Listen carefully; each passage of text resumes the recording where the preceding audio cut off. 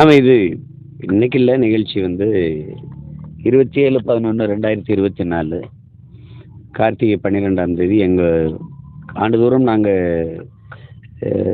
நடத்துகிற இதுதான் இந்த மாவீரர் நாளுக்கு ஒரு மாபெரும் பொதுக்கூட்டம் நடத்தி எங்களுடைய மாவீர தெய்வங்களை நாங்கள் வந்து வழிபடுற ஒரு நாள் அது. நமது முன்னோர்கள் நமக்கு குலதெய்வமாக இருந்திருக்கிறாங்க. இப்போ எனக்கு வந்து வீரமாக்காளி, ஐயனார், சுடலை மாடன், கருப்பணை சாமி, இப்படி எத்தனையோ நமது முன்னோர்கள், செக்கியம்மன், இந்த மாதிரி பல தெய்வங்கள் இருக்குது. ஆனால் அது ஒரே நேரத்தில் 50,000த்துக்கு மேற்பட்ட குலதெய்வங்கள்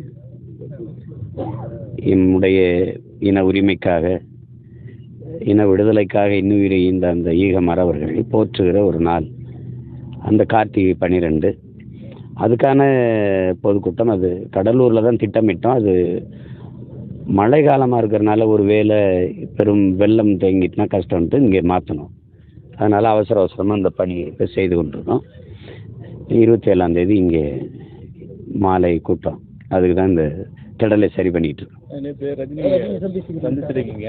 அவருடைய ரசிகர்கள் நம்ம விஜய்க்கு எதிராக எழுதுறது இது கேள்வி கேட்குறதே உங்களுக்கு ஒரு அசிங்கமாக தெரியலையா? இது நீங்கள் போய் அது அப்படிலாம் பேசக்கூடாது. நாங்கள் ஒரு அன்பான மரியாதையான சந்திப்பு, அவ்வளோதான். அதை போய் அவருக்கு எதிராக இவருக்கு எதிராக ஏன் அவ்வளோ சிறுமைப்படுத்தி ஒன்றையும் சிந்திக்கிறீங்க? அப்படிலாம் யோசிக்காதீங்க சார். அப்போ தஞ்சாவூரில் இந்த டீச்சர் படுகொலை அதுக்கெல்லாம் வந்து இந்த மழை வெட்டினது அதை எப்படி பார்க்குறீங்க? இந்த மாதிரி நிகழ்வுகள் நான் பலமுறை சொல்லியிருக்கேன். ஒரு சமூகத்தினுடைய சிந்தனை என்பது வந்து சமூகத்தின் விளைச்சல் தான். இப்போ அந்த குற்றச்செயலை செய்தவர்கள் மட்டும் குற்றவாளிகள் இல்லை. இப்போ உதாரணமாக உங்களுக்கு ஒன்று சொல்கிறேன்.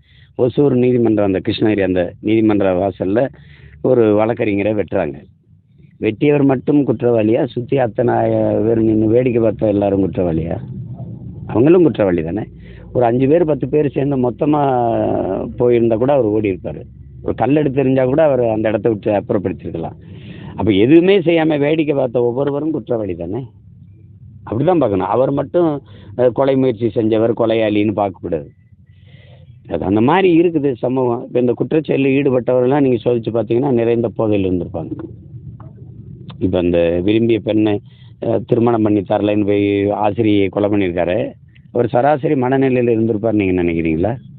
அப்போ இந்த மாதிரி சமூகமே குற்றச்சமூகமாக மாறிக்கொண்டிருக்குதுங்கிறத பார்த்து நம்ம வெக்கப்படணும். அதை சரி பண்ண ஒவ்வொருத்தரும் யோசிக்கணும். அதை விட்டுட்டு அவரை மட்டுமே ஒரு குற்றவாளின்னா, குற்றங்கள் நிகழ்வதற்கான காரணங்களை கண்டுபிடிச்சு அதை களைய முயற்சி பண்ணாமல் இருந்தால் அந்த நிறைய குற்றவாளிகள் பிரசவமாகிட்டு தான் இருப்பாங்க. நான் அப்படி தான் பார்க்குறேன். நேற்று மட்டும் எத்தனை அங்கே ஆசிரியரை கொலை பண்ணுறாங்க, இங்கே வழக்கறிஞரை வெட்டுறாங்க, இன்னொன்று என்னது மருத்துவர் குத்துறாங்க. இது மாதிரி செயல்கள் தொடர்ச்சியாக நடந்துட்டு இருக்கு. இப்போ யாருக்குமே பாதுகாப்பற்ற ஒரு சூழல். ஆனாலும் நீங்கள் கேட்குறீங்க ஒரு முறையும் சட்டம் ஒழுங்கு எப்படி இருக்குது அப்படின்ட்டு. சட்டம் ஒழுங்கு எப்படி இருக்குன்னு ஒவ்வொரு நாளும் அது இந்த நிகழ்வுகளை எடுத்து காட்டுது.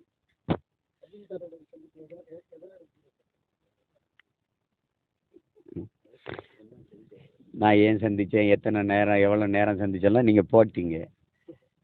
நீங்களா ஒன்று போடுறீங்க. என்ன சொல்கிறது? சந்திச்சா 2 பேரும் என்ன பேசுவோம்? திரைப்படம் குறித்து பேசுவோம், அரசியல் குறித்து பேசுவோம். அது பேசியிருப்போம்ல, அதுதான் செய்தி. அப்புறம் அதை எல்லாம் என்ன பேசணும்னு எல்லாத்தையும் சொன்னால் நீங்கள் நாங்கள் நாங்கள் 2 பேரும் உங்களுக்கு முன்னாடியே பேசிட்டு இருந்துருக்கலாமே. தனியாக அதுக்கு பேசுங்க. சொல்லுங்கள் வேறு.